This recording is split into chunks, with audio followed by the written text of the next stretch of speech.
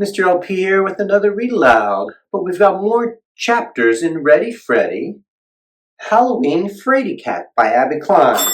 So let's get reading. We are up to chapter 4. Big Mouth. Every day at lunch, Chloe had been telling us about her big plans for the Halloween party. After all, bragging is what she does best.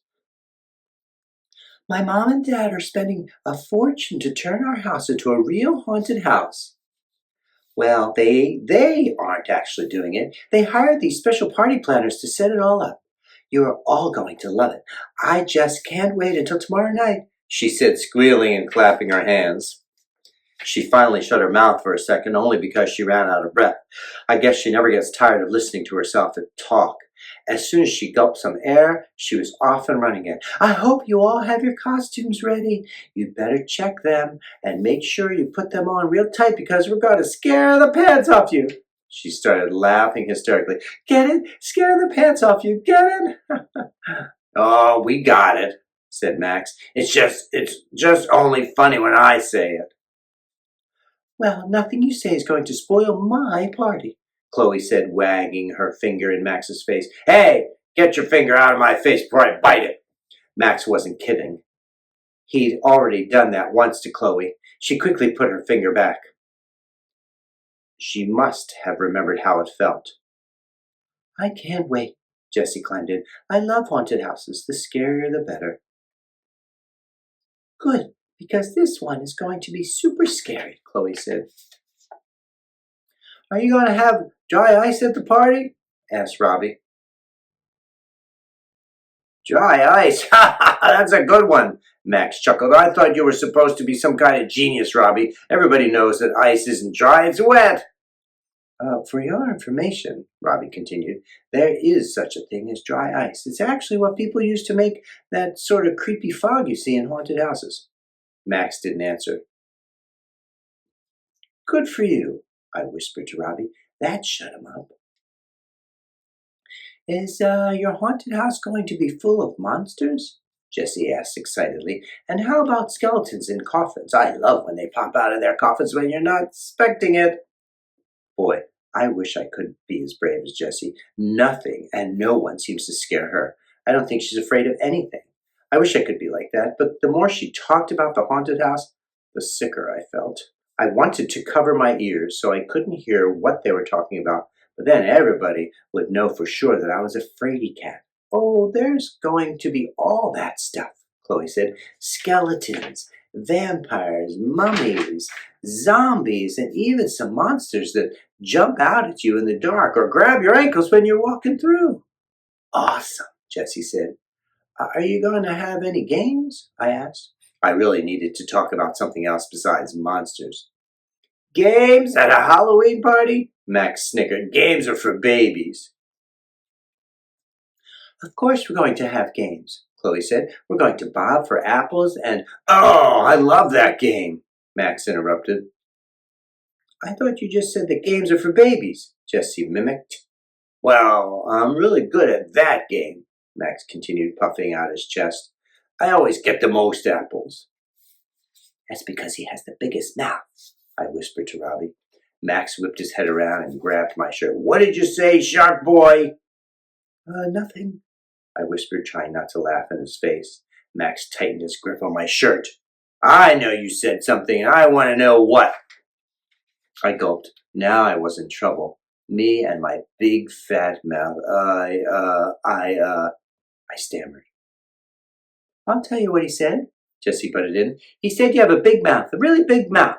That's why you always get the most apples. Now, let's let go of Freddy's shirt, you big mean bully. Everyone started cracking up, everyone except Max.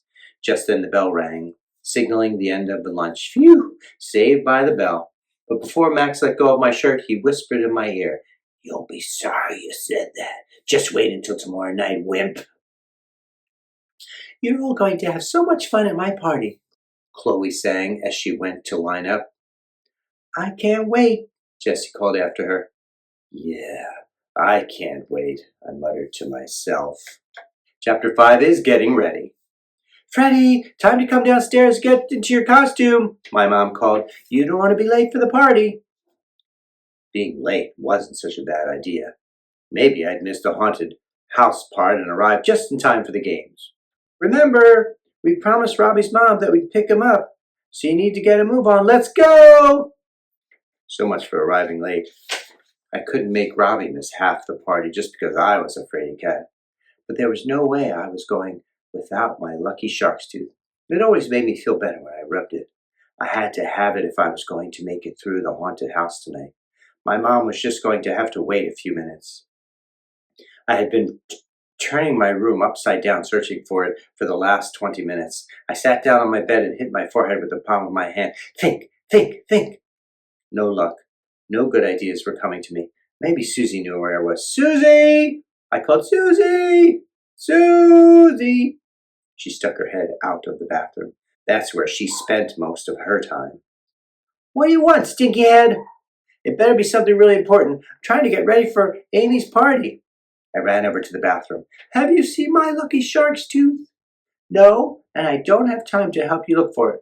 She started to close the bathroom door, but I stuck my foot in before she got it closed all the way. Move your foot, you big pain. I told you I don't have time to help you right now. Just leave me alone. But I have to have it for the party tonight, and I can't find it. I really need your help. She was pushing on the door, and it was almost closed. I had to think fast. If you help me, I'll give you first pick of my Halloween candy. You can take any 3 pieces you want. After we went trick-or-treating, Susie and I always dumped out all of our candy and spent about an hour trading for our favorites. Make it 5 pieces and we have a deal, Susie said. 5 pieces? That's not fair. Take it or leave it. Susie stuck her pinky out for a pinky swear. That's how we sealed our deals. Fine. Pinky swear, I said as we locked our pinkies together. Now, said Susie, what pair of pants did you wear yesterday? My jeans. Why? Because I bet the tooth is in those pants. Why didn't I think of that? I had searched all over my room, but I hadn't thought to look at my pants from yesterday. I think those pants are in the dirty clothes hamper. Let me check. Let me in so I could check. Susie opened the bathroom door. I ran over to the hamper and started throwing dirty clothes behind me as I looked for my jeans.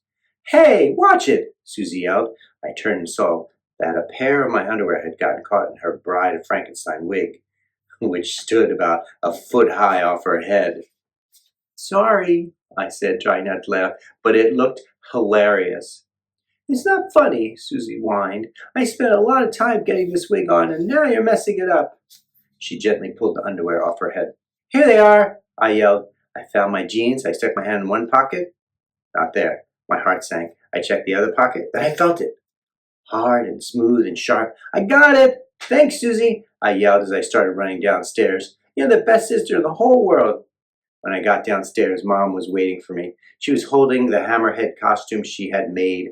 It looked really cool. This is awesome, Mom, I said. Just wait till the other kids see this.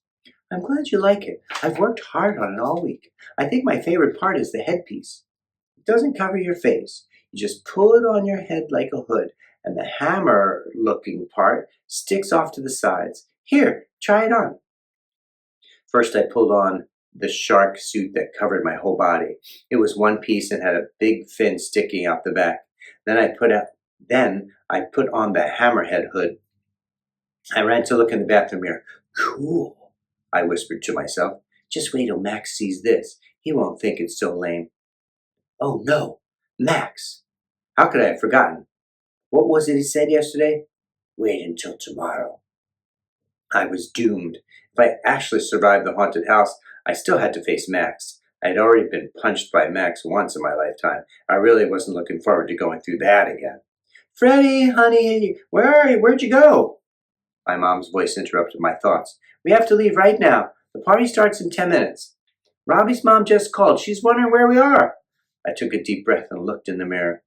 You're not a Fraidy-Cat, I whispered to my reflection. You are a big, tough shark. If only I believed that. It's time for more Ready Freddy. Now we're going to do Chapter 6. Enter if you dare. Let's get reading. A As the car stopped in front of Chloe's house, my stomach did a few flips. The party planners she had been talking about every day at lunch sure did a great job. It looked as if we had just pulled up to Dracula's castle. This is so cool, Robbie said as he jumped out of the car and raced toward the door. Freddie, honey, don't you want to go with Robbie? My mom asked. Yeah, Mom. I'm just fixing my costume. I lied. Actually, I was stalling for time. I really didn't want to go anywhere near that haunted house. Just looking at it gave me the creeps. Don't worry, your costume looks great. Have a good time. I'll be back to pick you up at 8 o'clock. I guess I couldn't put it off any longer. I opened the car door and carefully got out, making sure I didn't bump my hammerhead on the roof of the car. Bye, Mom. I slammed the door and started to walk slowly up to the house. It's all fake. It's only people in costumes, I whispered to myself. Just then something grabbed me from behind and I jumped about 3 feet in the air. I turned around and saw Jessie smiling at me. Sorry, Freddie. I didn't mean to scare you. I thought we could all go in together. Walking through with Jessie actually sounded like a great idea since she wasn't afraid of anything. I love your costume, Freddie. I love your costume too. You really look like Dracula. Jessie's face was painted white, and she was wearing bloody fangs. Her silky cape was black on one side and red on the other, and she had a little fake bat sewn into her shoulder. Thanks. My abuela, Grandma, made it for me. She makes my costumes every year, and she always does a great job. My mom makes mine, too. Well, let's go, she said, grabbing my hand. I can't wait. It's going to be super cool. Yeah, I mumbled, super cool. With my free hand, I rubbed my lucky shark's tooth in my pocket really hard as Jessie practically flew up the front steps, dragging me with her. When we got to the front door, everyone was already there. What took you guys so long? Chloe whined. We've been waiting. Well, we're here now, said Jessie. Let's get going. A Frankenstein monster appeared in the doorway and said, Welcome to Dracula's castle. Enter if you dare. Oh, why did they have to say stuff like that? Gave me the creeps, but there was no turning back now. I didn't want Jessie to think I was a Fraidy-Cat. I had no choice. I had to go. I squeezed Jessie's hand tight. The door opened with a creak, and we all followed Frankenstein inside. That dry ice fog that Robbie had talked about was swirling around our feet, and spooky music was playing. Next, Dracula appeared and said, Welcome to my castle, follow me. I will be your tour guide through this house of horrors. My heart was beating so hard I thought it was going to come out of my chest. You can do this. You can do this, I whispered to myself. Dracula led us into a room where there were skeletons dancing and ghosts floating above our heads. Ooh! Max howled. I was scared enough. I really didn't need his special sound effects. As we entered the next room, Chloe let out a scream. Ah! What are you screaming about, you little baby? Max snarled. Something just grabbed my leg, Chloe stammered. I wish something would grab my leg, Max said. That would be awesome. I really didn't want anything grabbing me. If I screamed like Chloe, then Max would think I was such a fraidy-cat. The next room was full of zombies and coffins. Some of the coffins were closed and some were open. Every once in a while, one of the coffins would pop open when you least expected it, and some horrible creature would pop out and make a terrible screeching sound. I couldn't wait to get out of there. Every time one of those things yelled, my whole body shook. Then Dracula took us into a room where we had to stick our hands in jars and touch worms and brains and eyeballs. I know the stuff was fake, but it sure felt real. I thought I was going to puke. Ew, ew, ew. This is so slimy and gross, said Chloe, shaking her fingers in the air. I don't want to touch it anymore. I'm going to be sick, she said, covering her mouth with her hand. I don't want to throw up all over my pretty pink princess dress. If you're going to barf, don't do it on me. Max snickered. Why don't you just leave and go back to your little tea party? This is my party, Max Sellers. You can't tell me what to do, Chloe huffed. Now we are entering the final room, Dracula said. It is my favorite. I want you to meet some of my friends. Final room? Did he say final room? I asked Robbie. Yes. Isn't that a bummer? Robbie said. I could stay here all night. Me too, Jessie agreed. Not me, I thought. The sooner we get out of here, the better. I was so proud of myself that I had almost made it through without screaming. Now Max couldn't call me a fraidy-cat. As we entered the final room, something flew right past my head. What was that? I whispered to Jessie. I don't know, she whispered back. I ducked just as another one flew by. Don't look now, she said, but I think one just landed on your shoulder. I started jumping around like crazy. Get it off! Get it off! I yelled. What are you screaming about, wimp? Max laughed. It's just some stupid fake rubber bat, he said, lifting it off my shoulder. You're such a fraidy-cat. So much for making it through the night without screaming. That is the end of our tour, Dracula said. I hope you liked visiting my castle. Please come again. He opened a door that led out into Chloe's living room, where all the games had been set up. Oh, bombing for apples, Max yelled. I'm first, and I challenge the Fraidy-Cat over there, he said, pointing to me. I gulped. I didn't think the night could get any worse. That's the end of chapter 6. Stay tuned for chapter 7 and 8 coming up.